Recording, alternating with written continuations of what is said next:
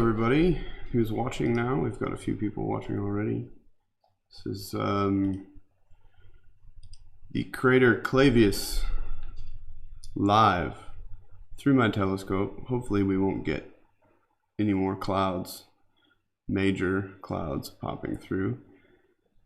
Down in the lower right hand corner of the screen you can see my all sky camera, so you can help me monitor the clouds, and you can see we've got quite a few wispy streams of them, but it's clear enough to show the crater where they found the water, and they announced it that everybody was talking about. So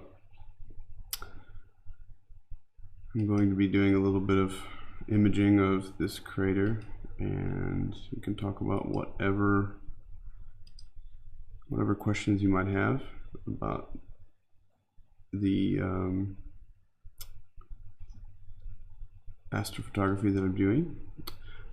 I'm not a scientist. I do not know what actually was going on with NASA's announcement or discovery, but I do know how to use the telescope, so that's what my role is. Let's just hope these clouds stay away. And the reason it's currently looking like it's looking through a glass of water is because that's technically what we're doing. We're looking through all kinds of layers of atmosphere above the Earth, and that makes it look like we're like a mirage type of thing, where you see all those atmospheric layers bouncing around. So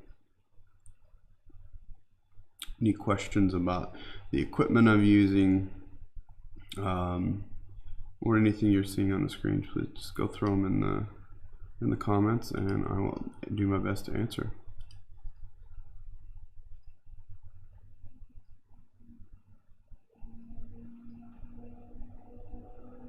We're looking at Clavius right now in near infrared light, so this is almost invisible. Normally when I do this, the reason I'm doing this is because it looks better. It's a little bit more stable, and it balances out some of the atmospheric turbulence when it's in near infrared. So that's why I'm imaging in near infrared, but we won't see any color. This is a monochrome camera connected to the telescope.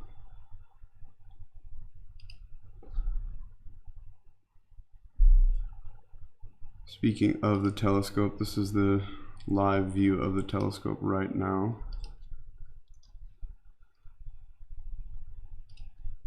I can turn on the light, so that's a view of the telescope. That's a 12-inch mirror in the back, the bottom part of the telescope itself. It's on a computerized tracking mount that automatically counter rotates against the rotation of the Earth, so that it keeps the moon in frame. There's a camera at the back.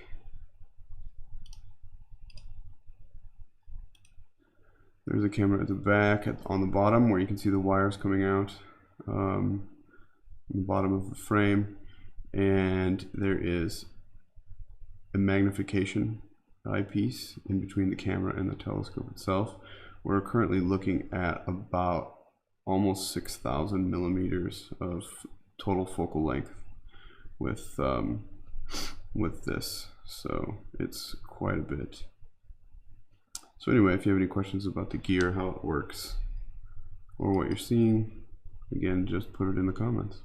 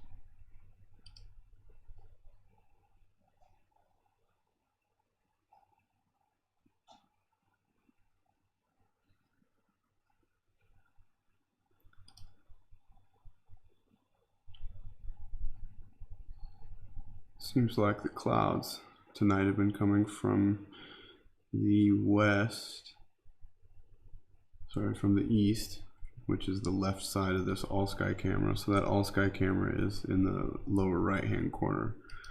This is what it looks like a little bit bigger. This is live right now, where my telescope is pointing.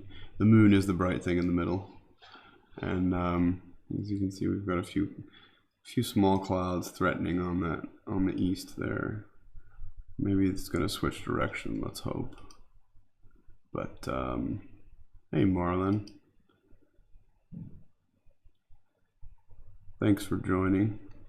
How long is the video that I get? So when I do actual captures of the moon, what I usually do is I go by frames. So I will shoot my current, what I shoot is about 5,000 frames at the fastest frames per second that I can get with a decent amount of gain and exposure time. So for example, right now I'm using a 10 millisecond exposure time, which gives me 100 frames per second at a gain of just under 50% of the camera, which isn't the greatest. I'd like the gain to be a little bit lower, but because I'm zoomed in so far with the Barlow lens, that's about the best we can get. So that's where I kind of have to draw the line on that. So I go for about 5,000 frames, which we can do a capture now. I'm gonna recenter it where I want it. I kind of like that frame. So we'll do a quick capture now and see how long that takes. So I will go ahead and hit the record button. You can see that countdown. So in the far left number, this number here, that's the elapsed time of capture. So that's how many seconds we've been shooting. This is the frame counter. So this is how many frames I've captured so far. And this is the frames per second right now. So it's hovering around 100. And this is the filter. We're using the IR filter. And then this is the actual file size of the video that we're gathering. I just now realized I'm not shooting the full frame, which is fine. It gives us a bigger view, but I actually want to shoot the full frame, so I'm going to show that. So it was pretty close to the full. Wasn't too far off. There we go. So this is the full, yeah, this is the full frame. It was shooting the full frame. Let's do that again. So we'll do another capture just for fun. It's centered pretty well. So I'll do another recording. We can see that shoot up there pretty quick.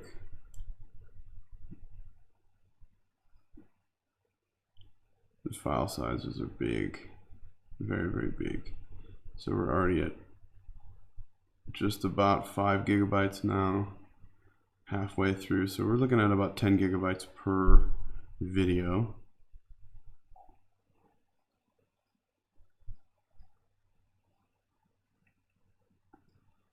Let's see how far we get, maybe 9 to 10 gigabytes per video. We are at almost, we're gonna hit 9, yep, just over 9 gigabytes per video. So yeah, they're big, and it's about 5,000 frames. That's what I captured.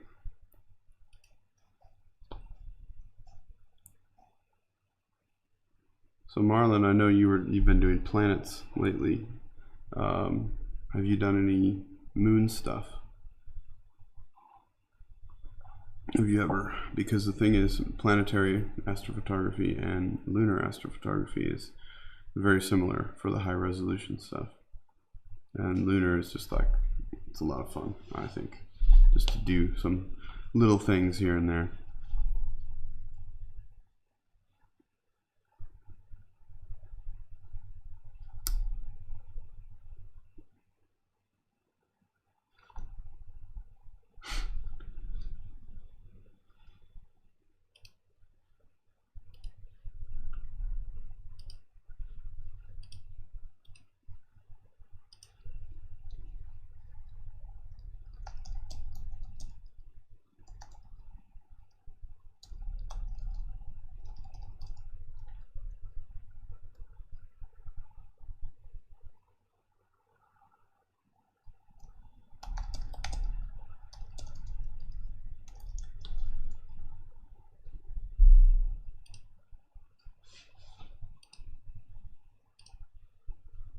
That's cool. Good. I'm glad you've done some. It's so nice.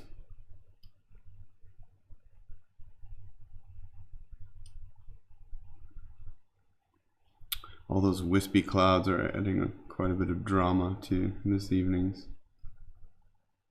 work. You can see those in the sky now. So that's not a video we're seeing right now, that's a 9-second exposure through the all sky camera. So if you watch it change like it just did, you can see that those clouds slightly move.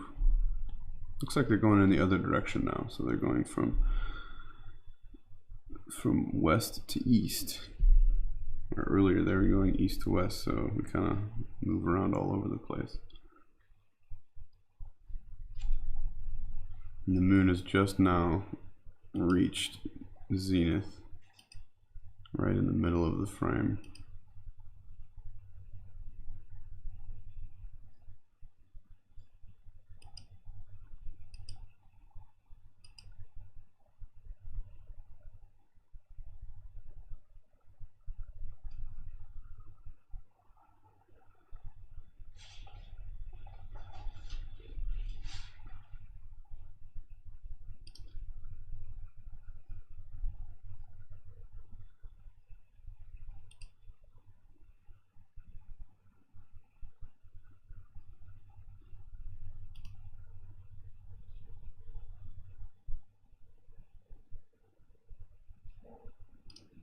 I should actually go and read up on what actually happened, because I did not do that.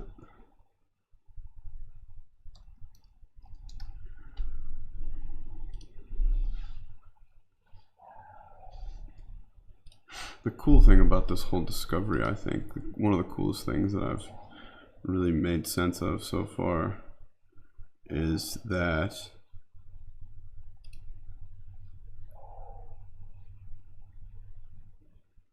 it's getting dark. We need to increase the gain a little bit. Those clouds are really thickening up. Okay. There we go. Is that the telescope that discovered, or that they used to discover the water particles trapped in the lunar soil, it's called the SOFIA telescope. That it stands for NASA's Stratospheric Observatory for Infrared Astronomy, and it's if I remember, a 1.8.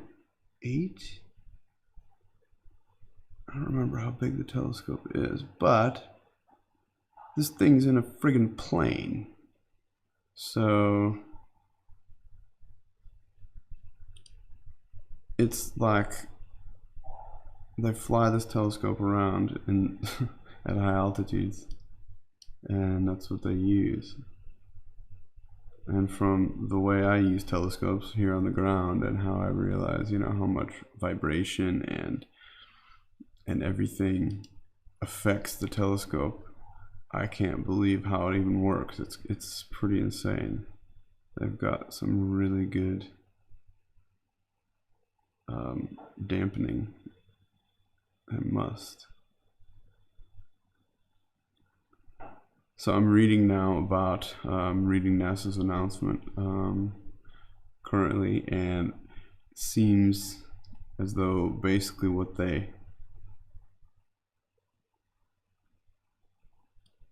found is they found water in the soil, in the lunar soil in that area, in concentrations that are what they say is roughly equivalent to a 12-ounce bottle of water in a cubic meter of soil.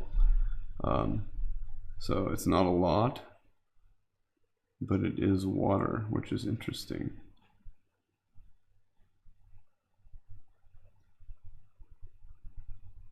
And this is an interesting comparison. They say the Sahara Desert has 100 times the amount of water than what SOFIA detected in lunar soil. So it's not a lot of water, but it's just pretty cool that they found more on the moon.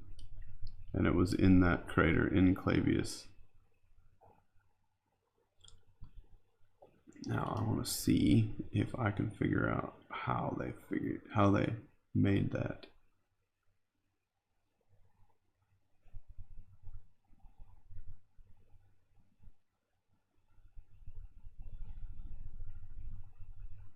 The very interesting part about it too is that they found that water on the moon on the sunlit side, on the side that's facing us, because the moon is tidally locked with Earth, so we always see the same side.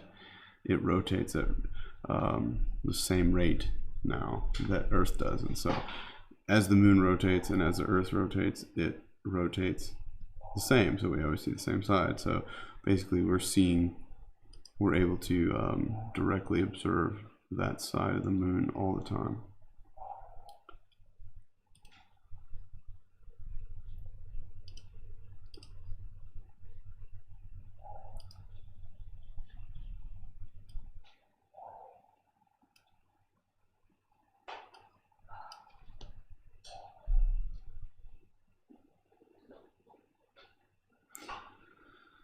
Gotta see if, yeah, kind of dealing with some wispy clouds here.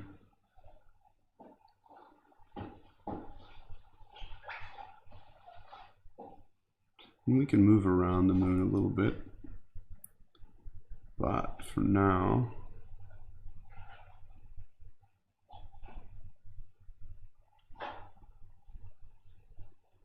I'm gonna stay where we are.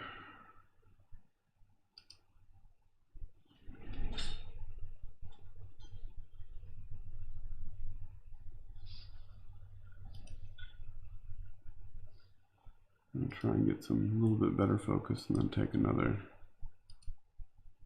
video of this area. This is quite a bit more magnification than I usually run for lunar imaging, but I wanted to get the crater as big as I could in the view, so that's why I saved it where I did. Rich, the moon. Yes, this is the moon.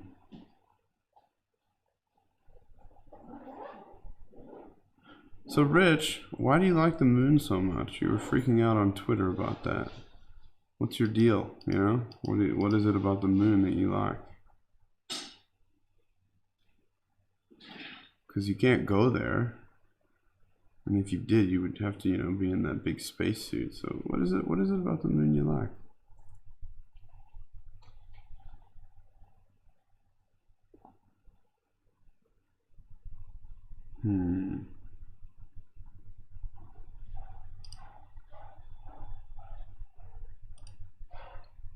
It is.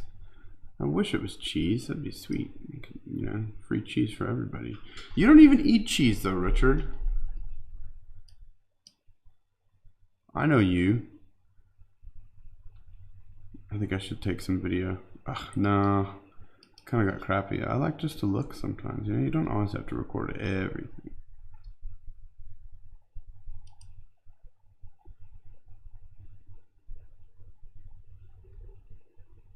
Sometimes we just look. gonna be the comment of the night. It's flippin' cheese. Check these like little details down here below. I mean, that's kind of cool to be able to see that. It's almost like that, you know, the wall collapsed or something, or there's like little tiny craters down there. I have to look at my image and see what that resolves to.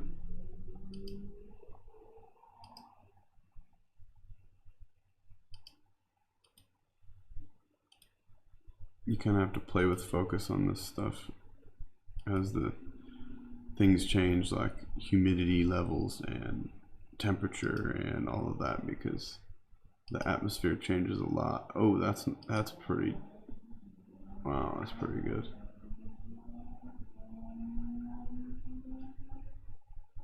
I'll take that. I'm gonna take a video now. Go. See, I'm gonna do 5,000 frames of that right there. I'll have to count and see how many seconds that takes. It's a 1,000. I'm gonna guess it's gonna take about 50 seconds to capture 5,000 frames.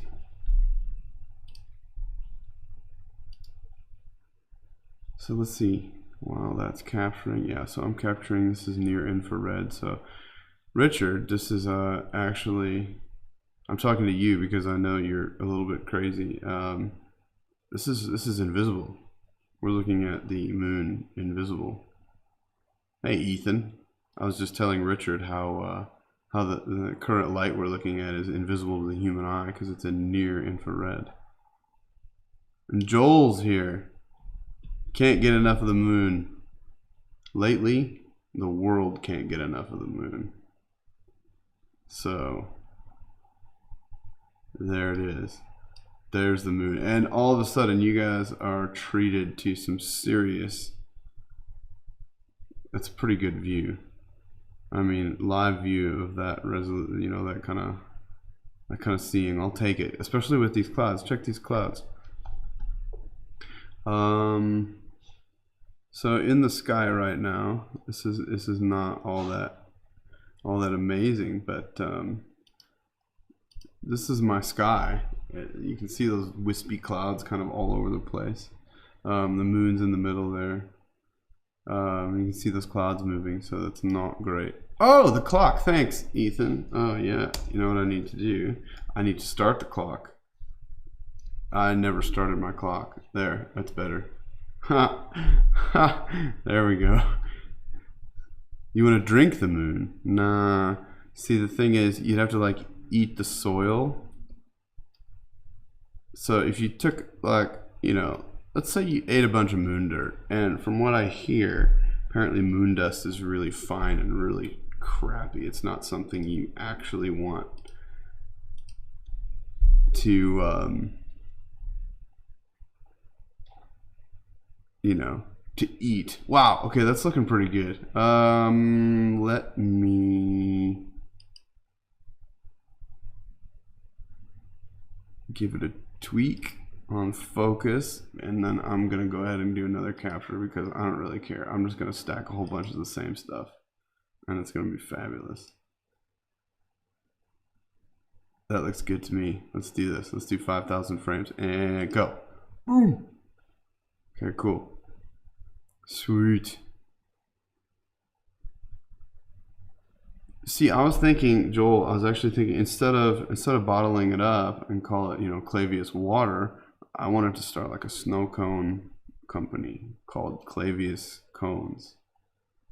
You know, because it's frozen. It's like water particles in the dirt, but the best part is you could just basically take dirt and like sprinkle some, you know, some ice on it and then be like, here you go.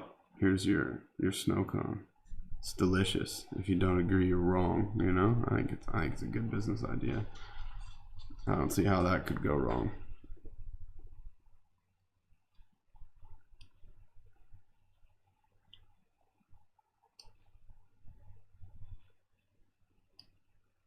Yeah.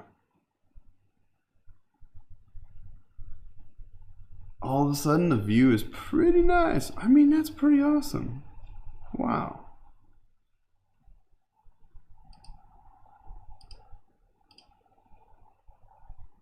It decided to chill.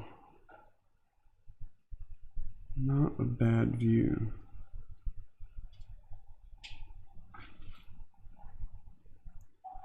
Clavius cones, I'm telling you.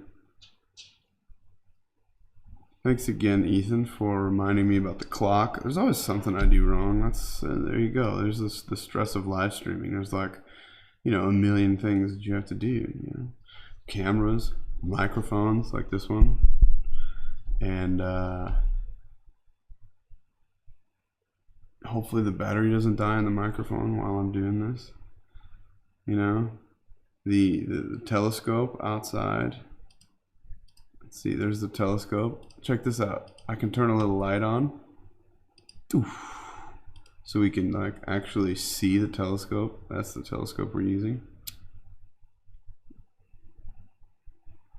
My beautiful cabling job. And if you check the top of the telescope where the objective is, there at the top, pretty special stuff there. That's tape residue from when I actually used duct tape on the telescope.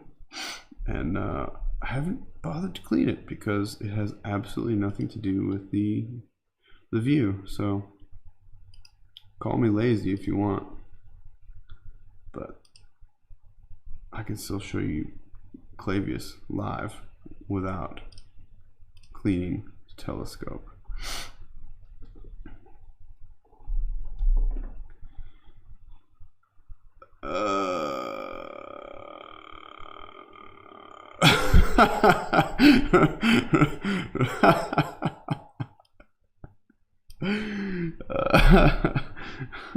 Richard, you downloaded my moonshot on Twitter in 4K. Can I make it available without the Vodacom towers right by the crater?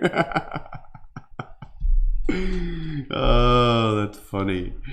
I didn't see the Vodacom towers when I did that. I was wondering how the signal is so good. You know, I sent my cell phone up there, and I have my cell phone actually, you know, orbiting the moon, and that's why the view is so good. And the signal obviously is sending back to Earth pretty well. No, no, you have to have the Vodacom towers there. It's all that works. Sorry about that.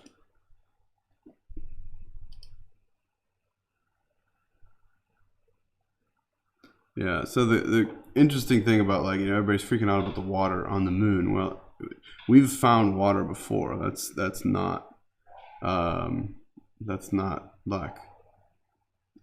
big news. The fact that we found water isn't the big news. It's technically it's where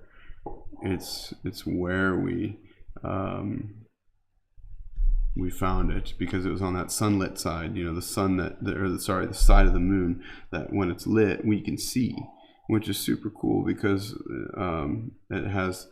it will apparently help us with you know, if we want to go and explore the moon a little bit, a little bit more if we want to go back. You know, we know there's water there in the soil, in Clavius crater, water particles. So so yeah, that's basically what we know, I guess. I'm not a scientist. I'm just a telescope jockey.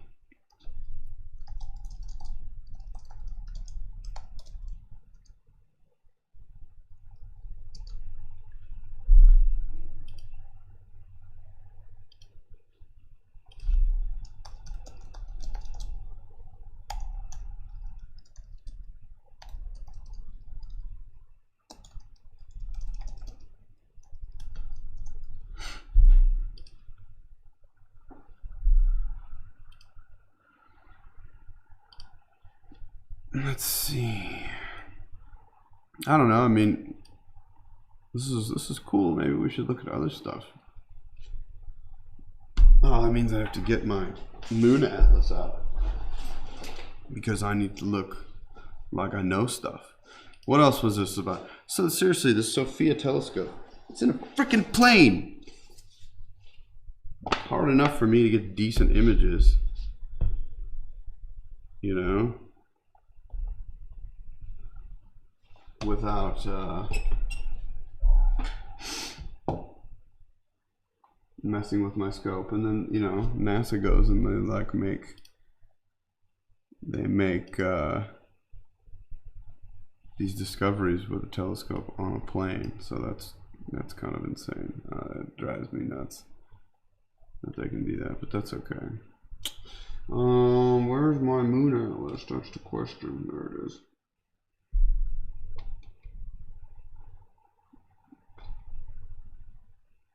Okay, if I go to Clavius, there's Clavius. Yeah, this is going to be interesting. What are the other craters that we see? What's this one right next to? So that's the local time.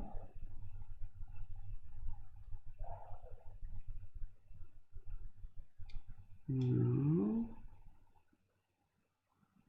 The one right next to it is Blancanus. So this crater here is called Blancanus. What's the one inside? Oh, sweet. So this one, yeah, this one, this big crater inside the massive crater. So Clavius is 230 kilometers wide. It's huge. This thing is friggin' huge. And this crater here is actually named after one of my favorite types of beer. That crater is called Porter. That's cool. And I've got this handy dandy moon atlas over here that makes me seem smart when I'm really not. I just know how to use these cool app things. There, bam, tells me what's going on. So I'll put that here so that I don't even have to look away when I do that. Oh yeah, that's the way to do it. Thanks for coming, Richard. It's nice of you to stop in.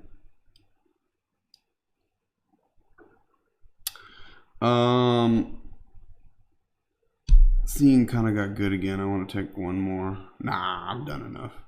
Okay, let's see, what else are we gonna look at?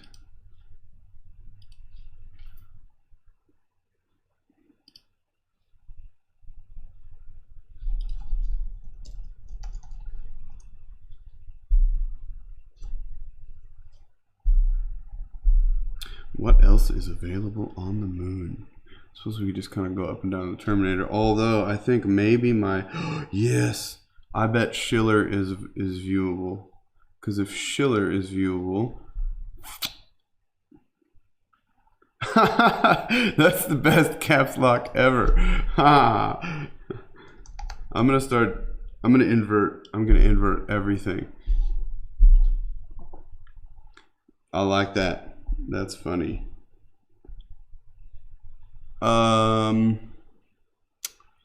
Let's see. What's this one? Okay, so there's that crater Porter here, which I'm stoked about because it's my favorite kind of beer, or it used to be at least. This is crater Rutherford. So everyone meet Rutherford, okay? We've got Porter, and we've got Rutherford, and we've got Clavius, this big one here, 230 kilometers, okay? It's friggin' huge. The other ones inside are too small to matter. Sorry. Apparently this one, apparently it doesn't matter, according to this moon atlas that I've got right now. So there's that. But this one down here, this crater is called Blancanus. Yeah. And then, oh wait, let me move it over. Yeah. And then this one here is Shiner. So yeah, we've got actually some pretty nice seeing here at almost 6,000 millimeters. But now I want to see if Schiller is viewable, because Schiller is just flipping cool. So if that's Shiner, so Schiller would be that way. Yeah. No, I don't think Elon should put anything on the moon. I think Elon should stop putting crap into space, because you know, you just don't do that if it's like, you know, it's just not nice. It's like throwing shit out your freaking car window when you're driving down the road. You know, you had like, oh hey, let's just throw this out there and see what's going on. Nah, we don't need a monolith. But we can read 2001 Space Odyssey, which I might do again. I think it's a good idea. Okay, so let's see. Schiller then would be up here. It's gonna get dark. Oops, I hope you aren't afraid of the dark. Where's Schiller? It's gonna be right up here somewhere. Is it gonna be even visible, or is it gonna be completely in the dark? It might be in the dark. That's a long. Okay, this is a flippin' awesome crater. Oh, there's Schiller. Okay, cool. So this one, before we get to Schiller, this crater here. Longomontanus. Right here. Longomontanus. It's, yeah, what do we got? What kind of information? It's 157 kilometers wide. Pretty big also. Pretty cool. And I believe there's Schiller. No, is that Schiller? Okay, that might be Schiller. I always talk about Schiller because I like it. Yeah, that would be it. Wow, I don't think I've seen it on this relief.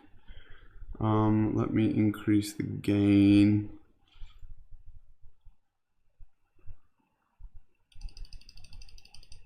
Yeah. So really pull it in. See if we can do that. Okay, so this crater, yeah, that's Schiller. It's this weird long, it's got that shape. Very cool stuff. That's cool. Wow, I've never seen it in that way before. I hope that's right. Is that right, or is it not? See, now I'm confused. I've got myself all confused. I think that is. It's shaped right. Anyway, I think it is. So we're gonna go with it for now. Let's go back. Or should we keep going up the Terminator? Should we do it? What's this one? Let's keep going. If we go too fast, then things just get out of hand. Okay, so that would be Hansel, that cool looking one there. Yeah. Okay, so this is funny. Well, I think it's funny. Yeah. This crater, this double hit, a double tap. We've got double tap on the moon. Yeah, so definitely sunrise and Schiller. This double tap crater here is Hansel. It's yeah, it's only 70.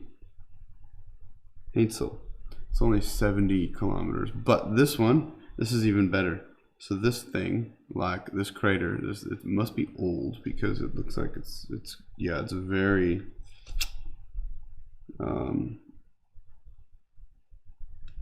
it's very messed up. But this crater here is me. It's MEE. That's very interesting. I love going around the Terminator. This is crazy resolution though. I'm digging this, and live view, you can't beat that. So we're just gonna go up the Terminator, then we're gonna go back down, and we will end up again at Clavius. But we're gonna go because there's some cool stuff. There's some cool stuff up there.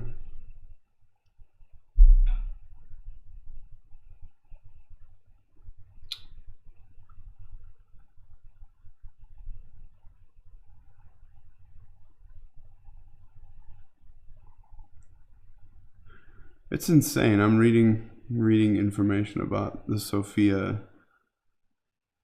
telescope that they use to detect the water on the moon. It's a Boeing 747, and it's got, okay, I'm using a 12-inch telescope. This Boeing 747 is using a 106-inch telescope. It's crazy. Look at how good this looks, though. I don't know, this is pretty good for what this is. This is pretty good.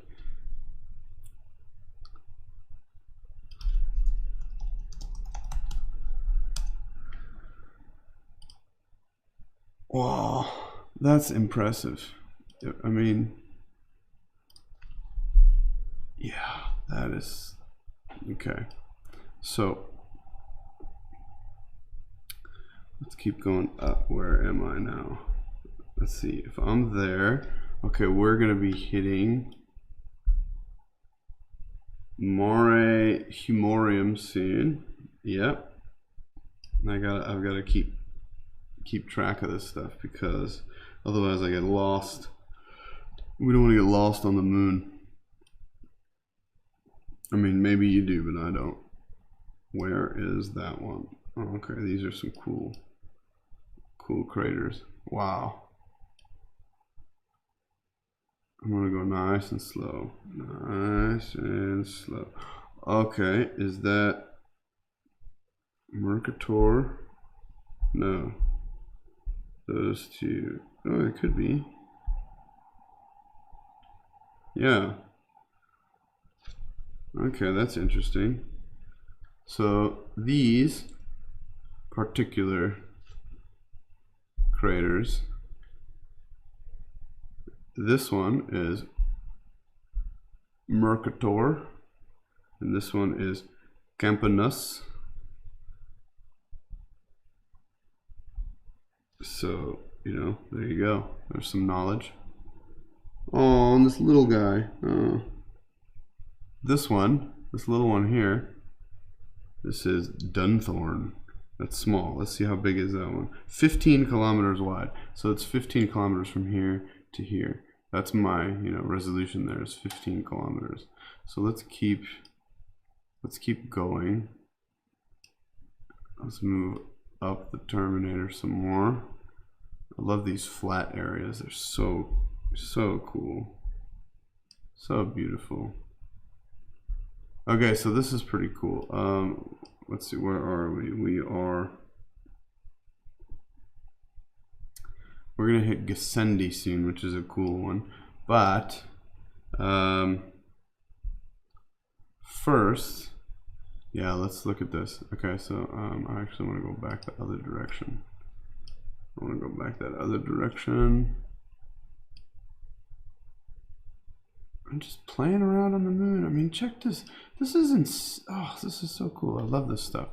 So these are up here. These three. These are.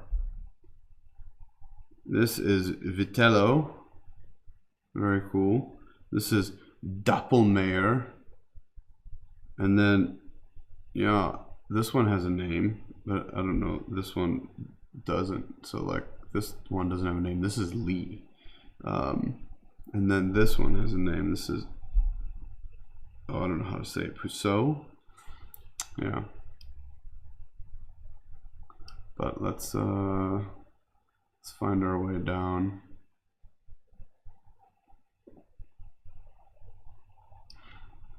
Oh, I love it. Love it. Okay, so where were we before? Oh, there. Okay. Yes. We're making our way to Gassendi. There. I love that one. I don't know why. It's got this look to it. It's just cool. Okay, let's get that in the center. I mean, check that out, right? That is Gassendi. And in the middle is this you know, this stuff. This basically it's a mountain in there. So Gassendi is not small. This is 100 kilometers from one side to the other, and this other one on, you know, it looks like a ring. This one isn't named. I'm sure it's named, but it's not named in my atlas here. But like Gassendi is 100 kilometers, and this stuff in the middle is 70 kilometers. Apparently from where it starts to where it ends. So that's, how does that work? Is that right? I don't know. Oh, I see. There's some small parts we can't really see that go a little bit further. So that's fine. I'll buy that. But yeah, it's just, that's a cool one. And then these little things around it. Do they have a name? No, they don't. But some of the detail here, we should, you know what? I want to shoot Gassendi because this looks pretty cool. This is nice. Very, very nice.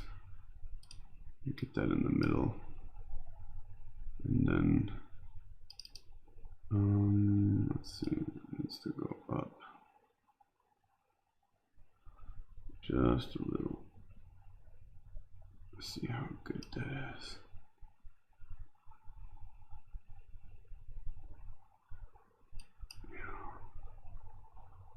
I think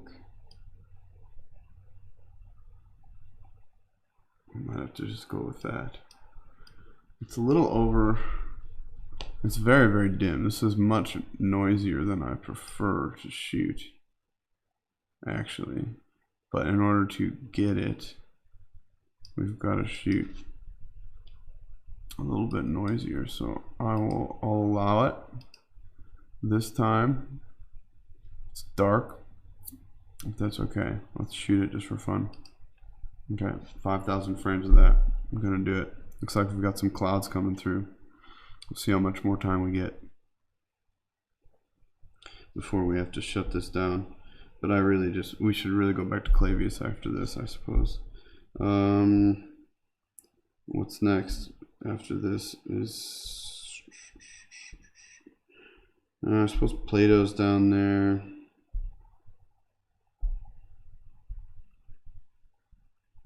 There's some more. Plato's down there. Montes Jura is down there. Let's go. Let's see how we're looking for the skies. Those clouds are starting to come through. Let's go back to Clavius because these clouds are going to ruin the party real quick. But look at that detail. Look at this detail inside Gassendi that we can see. I mean, this fine detail live. It's kind of blowing my mind a little bit. I mean, that's, yeah, I gotta watch my mouth. Wow. Wow. Ah, thank you. Thanks, LP. Norman. Not official. Got it. Okay, so let's go back. Let's go back. Going back down. It's kind of fun just to like move around. Ah, there's Schiller. Ah, yes. My pal. I'm gonna go back down. Let's turn down the gain again because it's way too high for where we're going on the moon. And back to old Clavius. Yep. Oops. Let's put Clavius back in the middle. So yeah, this is like the star of the show right now, really. I mean, this is what everybody's talking about. This is why I did this live stream. And even in this live view, you can see if you kind of concentrate a lot. So you see it's kind of lighter here, and you see a darker area here, and then you see another lighter area here, and then a darker area. So these light areas are pointing to, let's give this a test. Okay, let's test this theory. It's not a theory, it's a fact. But anyway, I wanted to just, we're gonna do some friggin' science here. So like these light areas, you can see they have directions, and this one kind of goes this way, and this one also goes that way, but they kind of meet in like a radian point. So there's like, you know, they radiate from a specific point. Now, what do we think that point might be? I would guess it is the crater Tycho, which is right there. So, you know, therefore, it's cool because those craters, this is Tycho. Those ejecta is from Tycho. When this crater formed, Tycho, it was so powerful that it literally made these ejecta rays that went all the way out there and went far. So that's pretty cool. We should shoot Tycho because Tycho's pretty cool right now. That's all right. It's not the best relief I've seen, but yeah, but it's still nice. So let's see. I'm gonna drop the gain a little bit. No, I want it to be a little more. Actually, I want it to be at about 80% on the histogram, and then we can definitely put some contrast in that in post. So let's do that. You can see those stepped sides pretty nicely, actually. I still wonder if that's a little too bright. I'd rather underexpose a little bit, so I'll keep it closer to 70%. And let's play with the focus a little bit. See if we can get it a little more stable.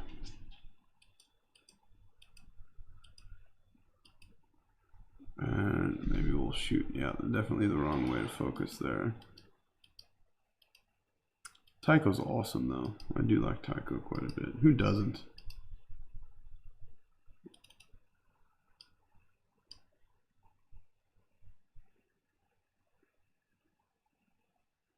So that would be Tycho, and is that Longomontanus?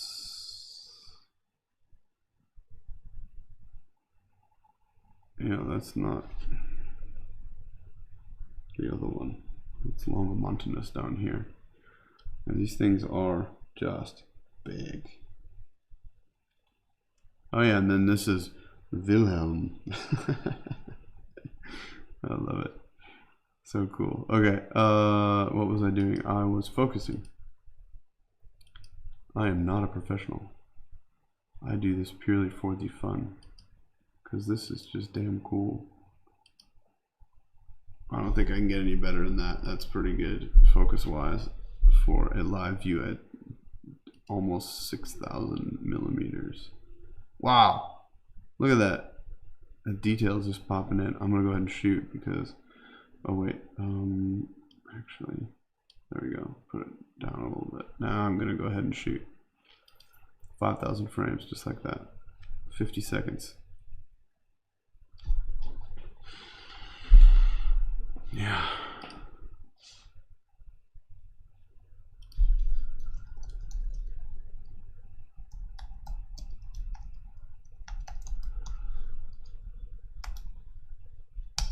So the interesting thing about Tycho is it's actually relatively new. It's kind of like a little baby crater, you know? It's not very old. It's only like a mere, you know, 108 million years old is all. It's just a baby. It's a young one. And so it, like, you know, it got hit and it spewed everything, just like babies do, you know, they poop on you and they puke on you and stuff. They, you know, that's what Tycho did when it formed. It just kind of spewed everything all over all the other craters. And there you go. There's Tycho in This isn't the greatest seeing in the world, but I mean, seriously, look at the sky. It's not, I mean, this is the crap we're shooting through right now. For those clouds to be that bright, that means they're relatively dense. Now it's not so thin like it was. So we'll just enjoy this view of Tycho for a little bit while we. Thanks for popping in, LP.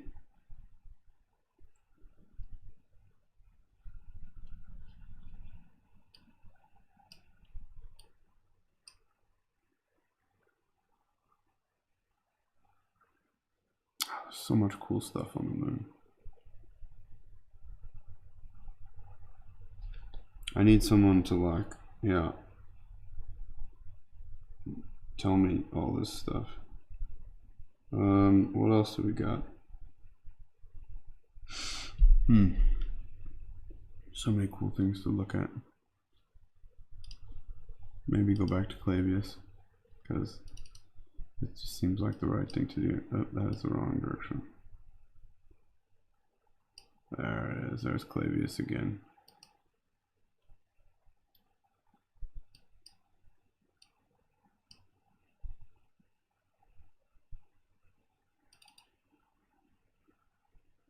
We got these clouds getting worse. That sky is a mess that I'm shooting through. Oh my goodness. Like, that's just not a clear sky at all.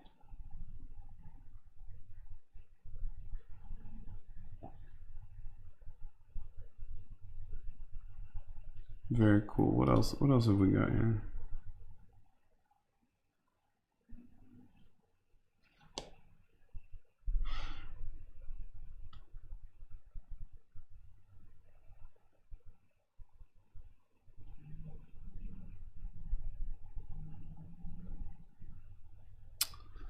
Oh wow. SOFIA is an awesome telescope. I'm reading about SOFIA now while we look at Clavius.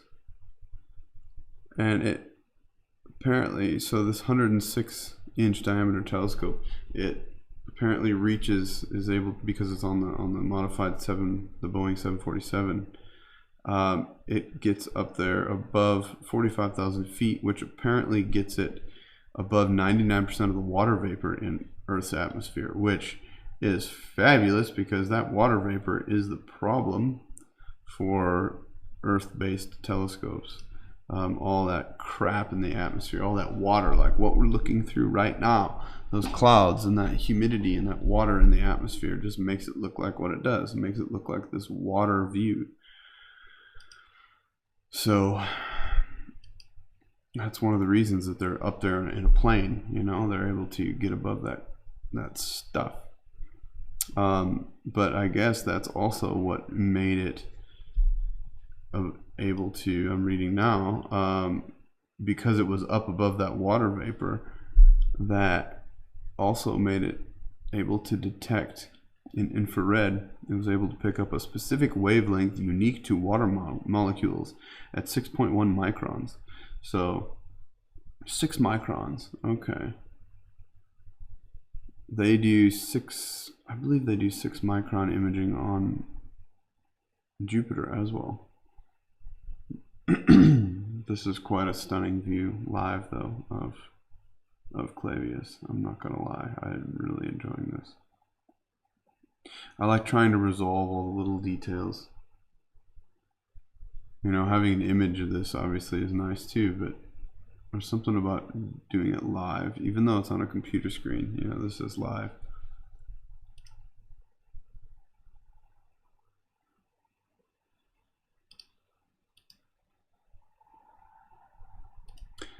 Let me just show the telescope quick one more time. So this is the Earth-based telescope that we're using right now to get this view. It's a 12-inch Ritchie-Chrétien design telescope. So basically the light comes in the top, bounces down to the big mirror, the black plate on the back, on the bottom, which is 12 inches in diameter. bounces back up to the top again to bounce off a little secondary mirror that then bounces it out through the back into the camera. And if I turn the light on,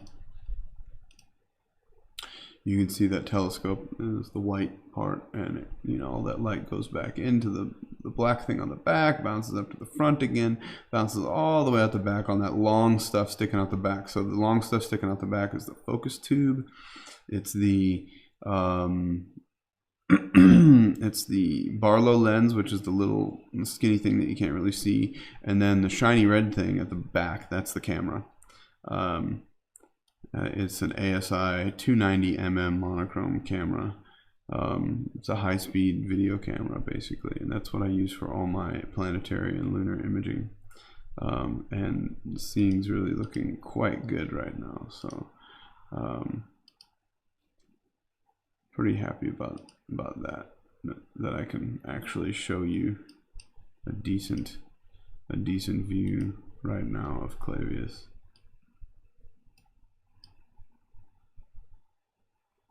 And we're shooting it in infrared. It's not 6 microns. You know, it's not 6.2 microns? 6.1 microns. That's a wavelength unique to water molecules. It is not that. It's 742 nanometers, so, and above. It's not in any sort of narrow band either. This is a wideband infrared pass filter. So it's 742 nanometers up through whatever the camera can actually pick up, which this particular camera, it drops off to just about 0 at around 1,000 nanometers. So I'm shooting 742 to 1,000 nanometers, and look at how good that looks right now. That's nice. I'm pretty impressed with that. I've already shot images of this earlier. I feel like I should do it again though, because this looks pretty good. And drop the gain down to, so make sure it's in between 70 and 80%. Maybe I'll mess with the focus just a little bit. See if I can tighten it up. I don't know if that made it worse or better. Definitely worse because it's getting better now. Yeah. Ooh. Ooh. Why didn't you people tell me to focus before? Because I could have got it even tighter. Oh, wow. That's pretty good.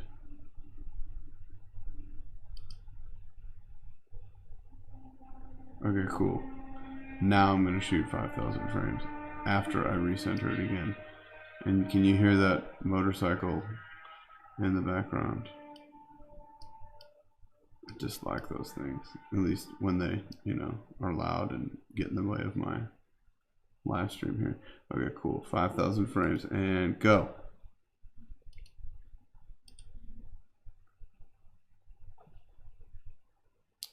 So we're shooting another 5,000 frames. I'm filling up my hard drive tonight. I don't care. Why not? You can see these files are big. That counter up in the upper left corner is really kicking through.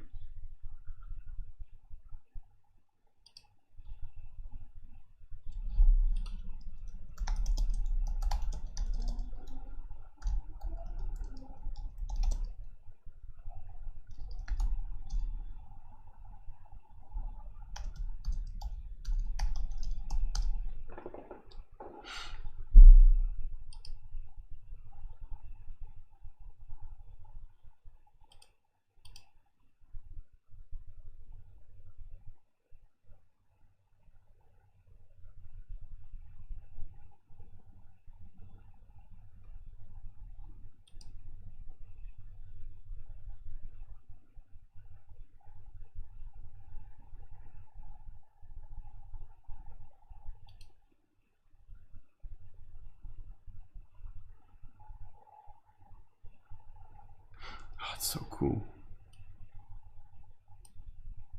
anybody has any questions, throw them in the comments, and I will try and answer them. See what's on the other side. We didn't look. So those clouds aren't really bugging the view as much as I thought. It's very interesting that we're getting this solid of a view without, you know, with the sky. So I'll turn the all sky camera on. This is a live view of my sky right now. The moon is that bright thing, and we've got these weird clouds popping through, these wavy things causing problems.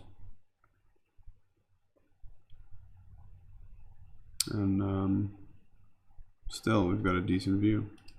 So for what it is, not bad.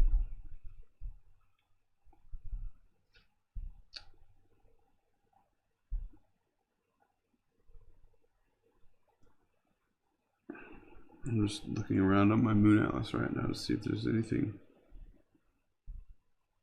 I mean, there's always stuff, obviously, but what's visible and fun?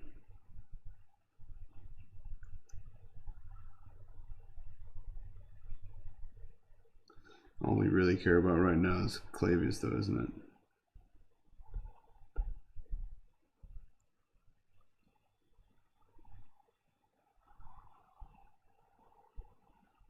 Will we get a good view of?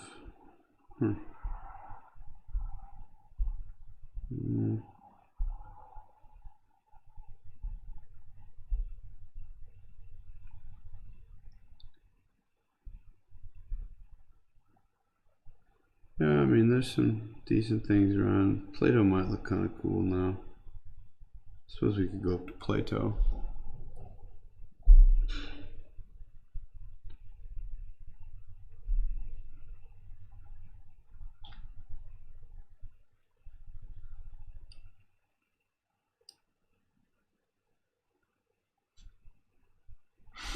But there's Clavius still. Yeah, this is the problem. I just want to sit here and look at the moon all night. I need to get some sleep. How cool is that? Look at all those little craterlets inside. You know? Got this one, this one, this one. It's like they get, it's almost like you're skipping a stone and went like boom, boom, boom, boom, boom, boom. And then interesting pattern. At least from this angle. That's cool.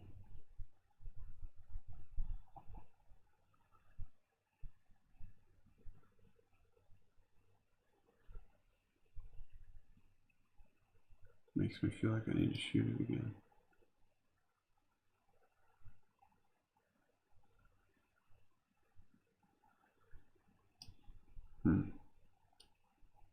I moved the scope the wrong way. I meant to go the other way.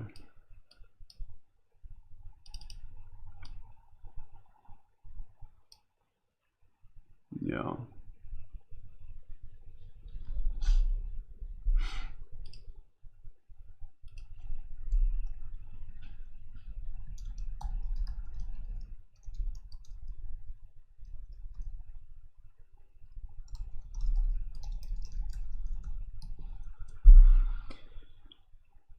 All right. Well, I'm gonna go ahead and actually leave you with a view of just the crater Clavius for a little bit, just for a couple of minutes. I'm gonna close the stream down. Thanks everybody for watching. This is Clavius, where we found water particles in the lunar soil thanks to the SOFIA telescope that flies around on a 747, which is just awesome. So how can you beat that? You really can't. So I'm going to go ahead and leave you with just the view of the telescope without me and my droning on and on. So I hope you enjoyed the little mini show that we had here for Clavius. Live through the telescope in the backyard. So enjoy and cheers.